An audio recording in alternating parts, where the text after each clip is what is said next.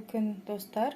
Видеоны соңына дейін қарап, менімен бірге болыңыздар. Бүгін біз сіздермен өте дәмді болып шығатын қазан кебаб жасайтын боламыз үй жағдайында.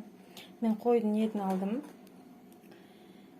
Және де картошка, сосын пияз алдым. Енді осы бірінші біз картопымызды қуырып алатын боламыз.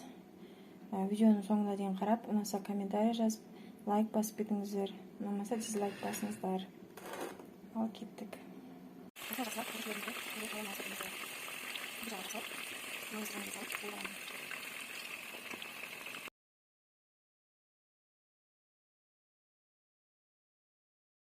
Достар, менде қуырып алдық. Картошкаларымызды жақсылап қызартып алдым.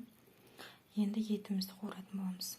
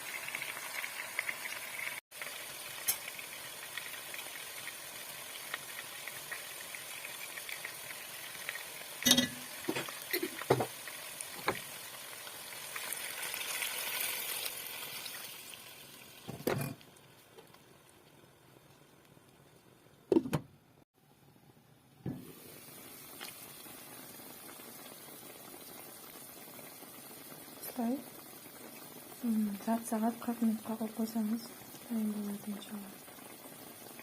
Өстіп қазанымды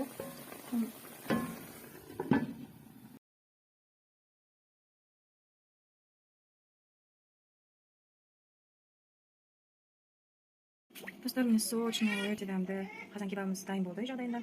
Жасап көріңіздер. Бір жасағаннан шығады. Қонаққа салсаңыз да, қонаққа ауысып жасасаңыз да өте керемет. Видеоны лайк басып, каналымызға тіркеліп кетуді ұмытпаңыздар.